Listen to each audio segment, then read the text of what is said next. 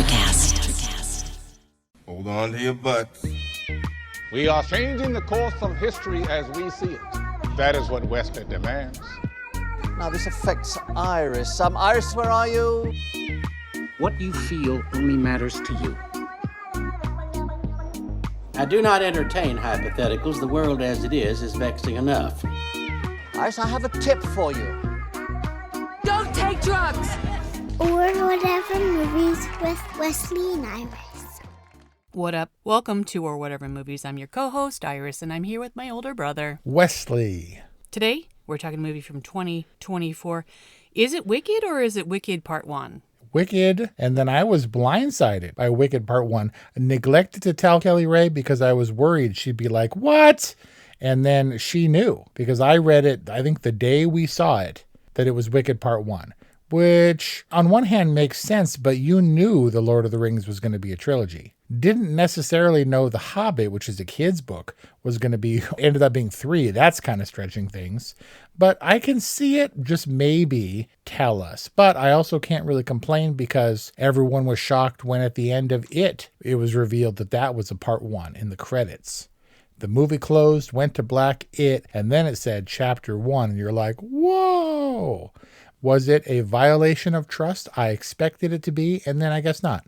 They reveal that it's part 1 at the very top, and that made me worried that it would be not satisfying, that the ending would be open-ended, but it was neither of those things. The ending was very satisfying and felt complete. Didn't Galinda at the time, at the top, say, let me tell you the whole story, and then didn't?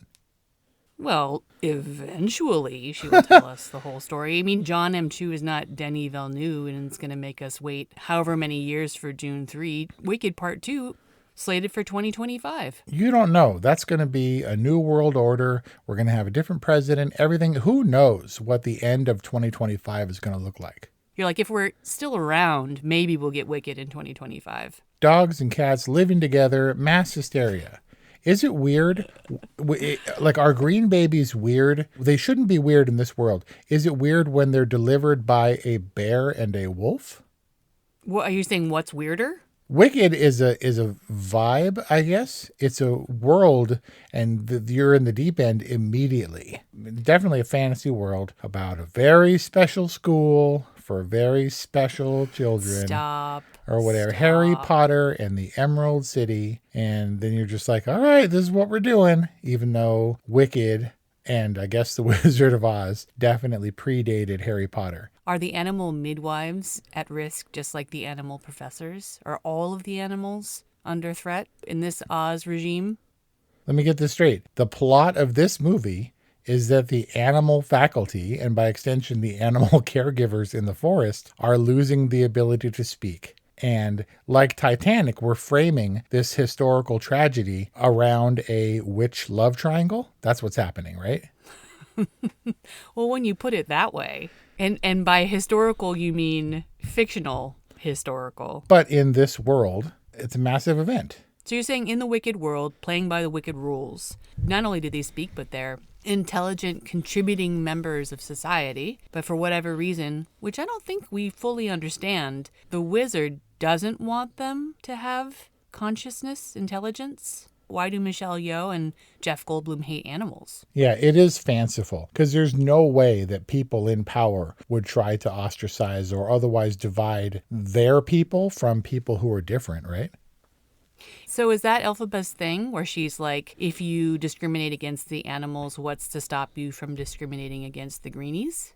I suppose so. But the green is just circumstantial. Like, that's not really a thing because Elphaba's story, I'm going to argue, is she is just the outsider goth in among the cool kids and has to learn to adapt or, embrace her place. That's definitely how she dressed. I was like, well, I guess we're going to see Elphaba over the ages, but she's got to wear that black dress really early on, right? Yeah. The one that she also wears into early adulthood? Yeah, that's her thing. So was her greenness not, I'm full of questions here. And I'm like, I'm coming to you as if you're the Wicked expert, ha. Mm-hmm. Was her greenness not the result of some kind of infidelity? The mom, the second the dad was out the door, got with Green Dad, right? We never saw Green Dad, but he was green. I have to assume. But yeah, this is punishment. This is the chartreuse letter. So was he Green Dad because we didn't see him, or was she green because of some kind of wicked sin? I don't know.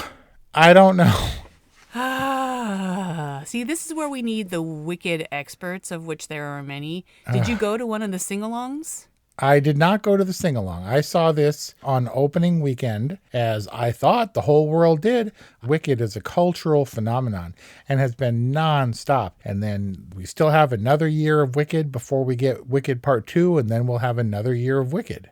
Is that a bad thing? As far as musicals go, I would think that Wicked is not as painful for you. Well, let me pose this question. This is a movie based on a musical, based on a book, based on a previous movie that was based on a book from 100 years ago. Does that allow?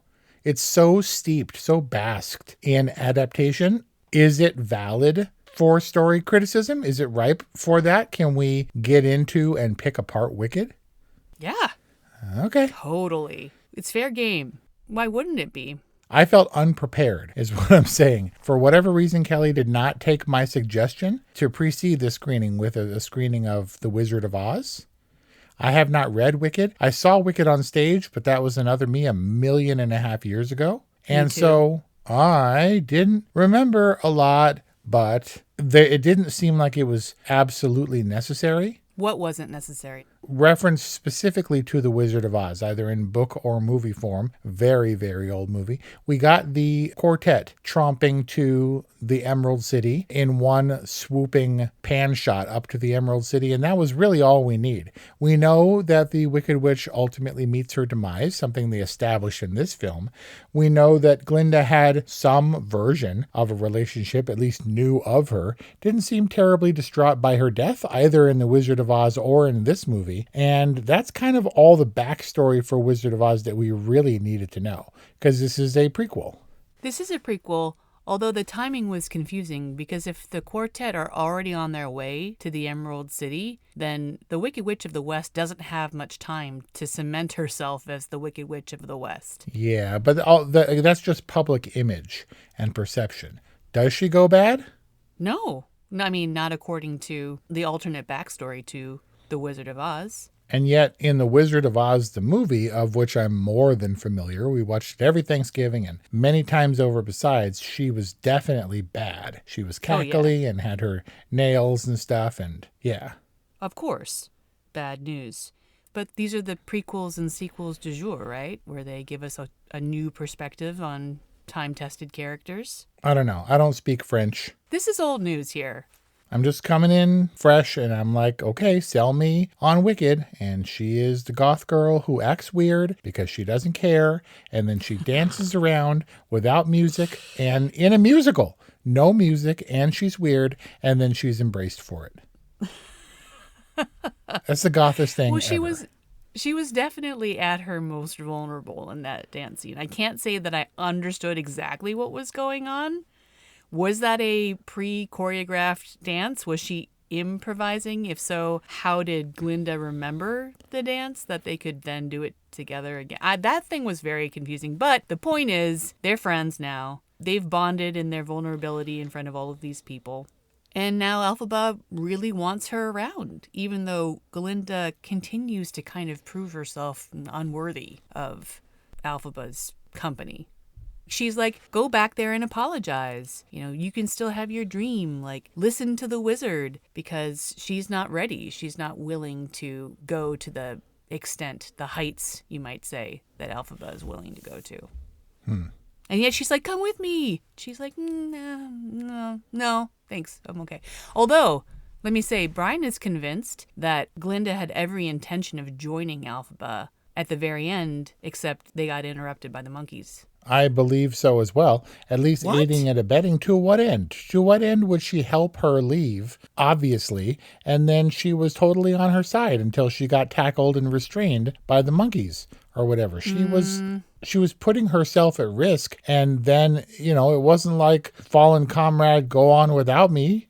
She was going to go. I don't think so. She says, come. Elphaba says, come with me. And then she goes, you're trembling. you look cold. And then she like got her the cloak, which magically grew as she was in the air. Did you notice? Dude. It was giant. It was a demonstration of magic. It was like Doctor Strange's cloak, which was kind of a relief because this movie otherwise kind of magic light.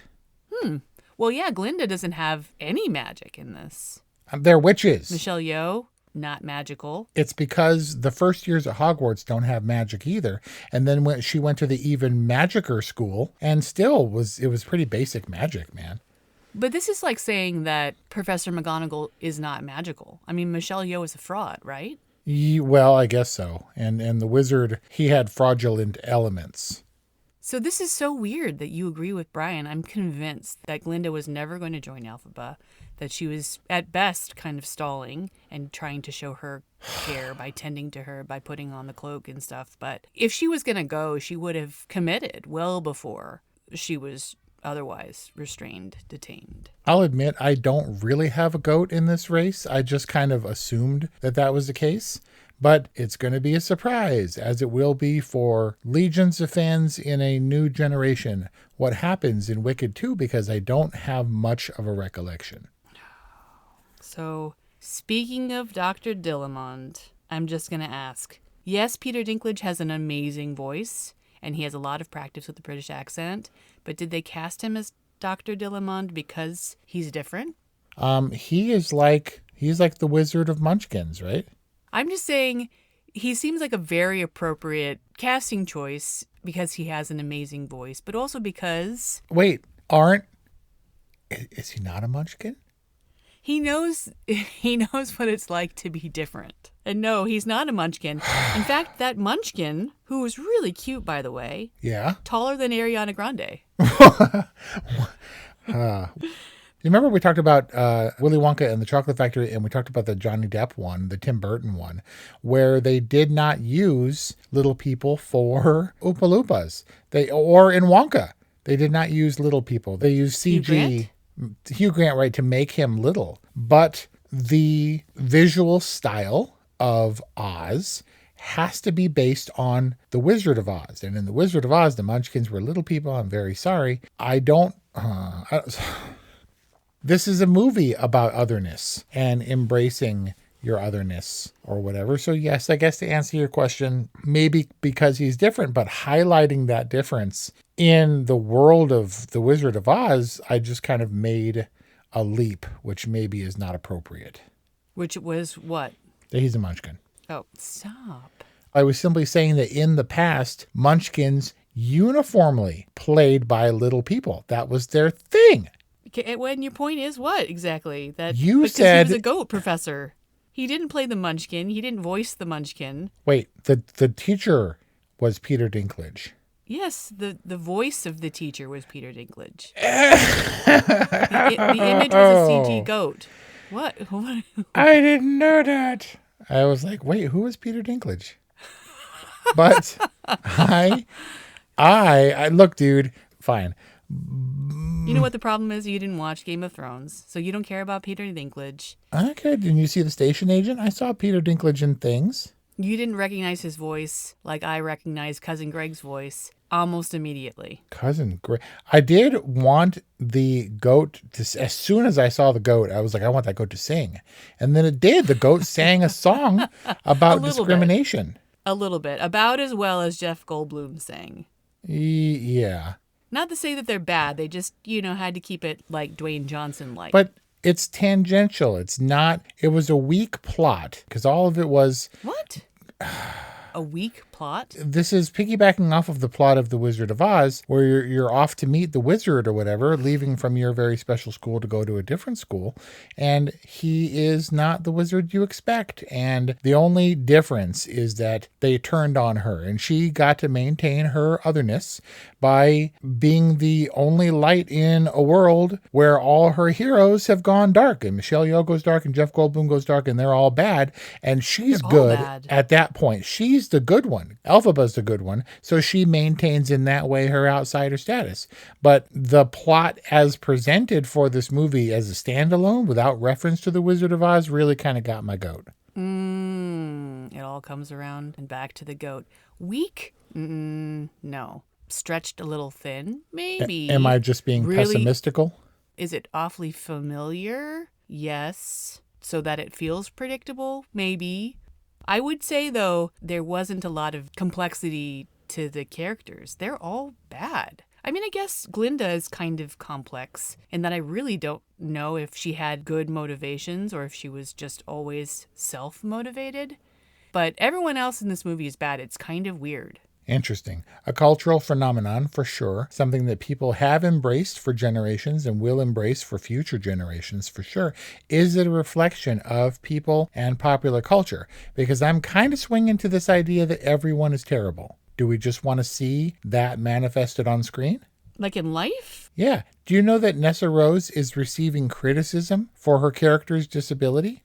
The disabled actress is getting crap? Why? Because people are terrible. I mean, there's a lot of trolls out there, but like the majority of people? I don't know about the majority now. But I didn't get this vibe that everyone was bad. This was just sort of the world. And this is what society is. And it's, it did seem like a medieval sort of witch burning, old Salem kind of town. And Emerald City is where it's all happening, but it's all corrupt and stuff. Like, I don't know that I had a moral standpoint from which to view these characters. And that school, that was a special school, man. That school was the shiz. They actually had a scene where Snoop Dogg comes out and says, "Welcome to the shiz." And then they cut Who's it. they? The producers stop. and directors. Stop. So the greatest mystery about Wicked for me, though, is Ariana Grande. Like many people came into this movie wanting to hate it. I don't hate. I have nothing against Ariana Grande, but all I know her from in terms of movies is her performance in Don't Look Up, which we've referenced in a couple of discussions at orwhatevermovies.com or wherever you get podcasts. But in that, she's basically a caricature of herself. And here, Ariana Grande really surprised me, and I cannot tell if Glinda was just the perfection of affected character or if that was just Ariana Grande being Ariana Grande. I don't know how to answer that question, but I will tell you, do you know that I know who Kristen Chenoweth is and Idina Menzel because of Wicked? And so they come with huge ruby slippers to fill. I actually don't know if that works because that was Dorothy, who has no place whatsoever in Wicked. But Ariana Grande, she looks like the doll that they made of Emma Watson for Beauty and the Beast. She doesn't look to me like a real person. Likewise, I can't name a single Ariana Grande song. I do know that she has a magnificent singing voice, which was demonstrated here. She seems ready-made, I think is what you're kind of trying to suggest. It's like they crafted Ariana Grande for this role to so perfectly emulate a pristine white, pinkish princess as a counterpart to Elphaba's green otherness or whatever. It's like Bill Skarsgård being Count Orlok. It's a little too on the nose. It's right on the nose for Ariana Grande. But also, she seems to be really, really talented. And because of the awfulness of people, I kind of expected there to be backlash. Do you know that Disney got a lot of hate and a lot of backlash when the first person on screen for the new Star Wars trilogy for The Force Awakens back a million years ago was a stormtrooper can't be black? That's weird. People are terrible. And when Cynthia Erivo was announced, I was like, uh-oh. Are people, because people are precious about Wicked. Is this going to be a train wreck? Because of Cynthia Erivo? Because of Cynthia Erivo's black, and they're casting this, Idina Menzel established role as a black girl or a green girl or whatever. We saw Cynthia Erivo and we talked about Harriet and we were like, yeah, that movie kind of sucked, but Cynthia Erivo was really good. And you remember that girl got on the Oscars and sang her guts out. We actually did an episode on that year's Oscars. And I was like, whoa, she completely blew me away. Insanely talented, this cast, and carries a weird world that I'm not sure I'm fully on board with to phenomenal box office successes and pop culture phenomenon that I kind of didn't expect and was bracing myself for weird backlash. The world is all about inclusion and stuff, but the trolls, they want their Wicked the way they want their Wicked, I guess, maybe? Oh, absolutely. But John Chu and the filmmakers feel like they're going for the widest audience possible, for the most commercial, the most vibrant version of this, the most far-reaching version of Wicked. Yeah, but I was expecting a ham-handed CGI mess and a lot of, we got the songs on there, expected not like a Disney production, but do you know what I mean? Like more like a cartoon, and the songs sound as close to the Broadway production as possible, and it's just Wicked on screen. And John Chu created this crazy world that actually got me on board. This is the second Jeff Goldblum playing opposite giant dinosaur-sized puppet animatronics, fully articulated. That head was real. They built the Emerald City that you could walk around in, down to the the hair products and stuff in the Emerald City and in the salon. That train that they hopped on to go to the Emerald City, that was 16 tons, a moving train on the track that they could climb on. How many tulips, Iris? How many tulips? I think they were poppies in the original. In that field, how many tulips, real ones, did they plant? They weren't poppies? Nope. Tulips. How many? They were poppies in the classroom. Okay. I don't know. 1 million? 9 million tulips. And they were like, Warner Brothers, I guess, or whatever, was like, do you really have to plant 9 million of them? And they were like, oh, yeah, we already did it. That's like planting your corn stalks for Afterlife. For Interstellar? No, didn't Jason Reitman have that cornfield planted like 9 months in advance? Right, so that they could tear through it with the ectomobile? Exactly, and that looked good, but also kind of fake. Whereas Christopher Nolan's Interstellar, when they're chasing the drone, planted this giant cornfield a year in advance just to drive through it, and then sold that corn for a profit. Really? Yep. They became farmers? And I'm not really, yeah, exactly. And I cannot conceive of how monumental a task this would have been. Not really a gamble, because I do think the Wicked audience is built in, but they spared no expense. They cut no corners for the choreography of Wicked, for the sets, for the singing.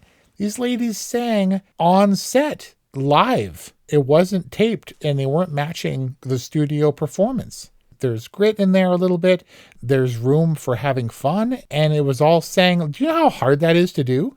Along with hitting your marks in choreography and staying in tune and being like soundtrack quality. Ariana Grande sang live? Yep. And Cynthia Erivo both sang live. I mean, maybe they were, maybe when she was flying and CG with her giant spawn-like cloak, maybe not singing live, but yeah, in scene for whatever this was practical, which I immensely respect. Wow. Because even her singing seemed perfectly affected. Like she didn't sing ugly. She sang delicately and beautifully, and yet somehow still powerfully. It was so crazy. They're both super talented. Jeff Goldblum was, I think that was a given. It was so easy, I think, to film him live. I think they just went to Jeff Goldblum's house and they asked if they could turn their camera on. I'm not sure that was a set for his wizard abode or whatever. That seemed like a nod to the theatrical production, where they use screens and lighting to reveal different layers, to reveal different kind of scenes, but simultaneously, whether you're using light on the front of the screen or behind the screen. It was like a nod, but also a very practical way for the wizard to kind of tell his story or show his magicalness. Sure. Jeff Goldblum being Jeff Goldblum. It was great to see him. He made a great Oz. I can't tell who was better. Jeff Goldblum or Michelle Yeoh both looked fabulous and magical, even though they weren't. And they were so fun and, delicious baddies. They're always great. Both of them are always great. For how weird Jeff Goldblum is in person, he can lock it down when he needs to and play serious roles or whatever. But it's so fantastical and so crazy, this world, that their otherness or their weird sort of colorful over-the-top characters seem to fit perfectly, right? I mean, who else could it be but Jeff Goldblum? They're like, obviously it's got to be him. Really? I don't know. He's not he's more of the Malcolm mad scientist chaotician type, not the regal type, not the royal type. That was 30 years ago. But I'm the alphaba in this society, in this culture. I am definitely the outsider when it comes to musicals and what looks good or sounds good. And so, did you cry? No, I definitely did not cry. People cry. Oh, yeah. But then again, people cry at the Superman trailer, and I don't know what that's about. Ready for some IMDb featured reviews? Sure. 9 stars, phenomenal. It is definitely a phenomenon in the truest sense of that word. 9 stars. Again, how can I judge? Am I basing that on what a faithful adaptation it was of the musical, of the book, of the movie preceding it? I know that it was fun and that it was bright and that it was an accomplishment for a cast who I think could have phoned it in and still made a bunch of money. 8 stars, was this you? I wanted to hate it. No, I didn't want to hate it. When we first got together a long time ago, Kelly Ray said, people have their differences and you don't have to like everything that I like. But if you hate Buffy the Vampire Slayer, I'm not sure that we can be together. Wicked is fairly close to that. She was very excited to see Wicked. She was probably emotional in the theater. I can't be on the Wicked hater train, but I was bracing for Suck Musical as I traditionally am when entering into a musical. Speaking of musicals, 8 stars, a blockbuster musical that works. Yes, those things. But with a tinge of derision there, right? Like somehow blockbuster is a dirty word, even though everyone's excited. The film industry, Warner Brothers, the filmmakers, that this is so successful. I think that musical is more the dirty word because I was kind of bracing and I was afraid. And until the very end, I was like, this movie Wicked isn't very wicked. No one seems to be terrible. Oh, they're all terrible. I get it. The problem is that everything stops and people go into choreographed dancing and songs. And I'm like, they burst into song. And I'm like, what is happening?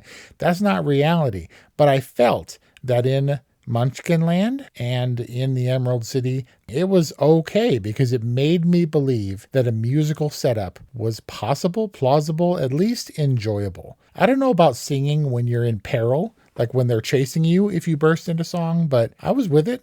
That part, at least I can say objectively, was phenomenal. Cynthia Erivo was so powerful, and the special effects, all of it worked together to make it really climactic. It's satisfying, and if you don't kind of like it by the end, then maybe something is wrong with you. Yeah, the force is strong with that one.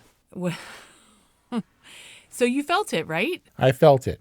This movie defies gravity. It's, as we know by now, very pop-you-hoo-ler. It's just, you're on the wrong side of history if you're not on board the Wicked train. Or Broom. Or Broom. In the pink bubble. Yeah. A little bit bitter, but hopefully we all survive to part 2. But only bitter because you got to wait. And I hate waiting. And your final rating is? I give Wicked definitely an all right. I am in no position. I'm not qualified to issue a totally as far as musicals go. It was one of the best musical adaptation movies that I've ever seen, I guess. And I don't mean that as a backhanded compliment. I think of things like Hello, Dolly, which are massive, extraordinary, expensive productions that almost bankrupted the studio. And to see so much put into doing Wicked right, which is basically the only thing. If you're going to do it on a musical, I think musicals are inherently kind of cheesy and silly and not realistic. To really go all in and try to make it as authentic as possible, as real feeling and grounded and practical as they did, I think is a spectacular achievement. Yeah, so I'll join you for a good, and that's our discussion on Wicked, the biggest movie of 2024. And check out our discussion on Harriet, featuring Cynthia Erivo. Let's see, Ariana Grande and Don't Look Up, and 350 plus more at orwhatevermovies.com or wherever you get podcasts, 818-835-0473 or whatevermovies at gmail.com. Thanks for listening, and we'll see you next time. Hey guys, it's Miriam Love here, and I want to share something very special with you. Check out my new release, All In, the Spanish remixes, out now on Electric House Records. And always remember, be love, share love, all love.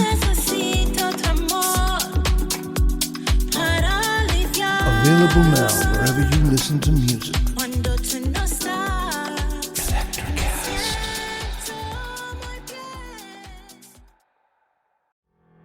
Hello, folks. Earl Breon here, host of the Responsible Leadership Podcast, part of the Best Business Network on Electricast.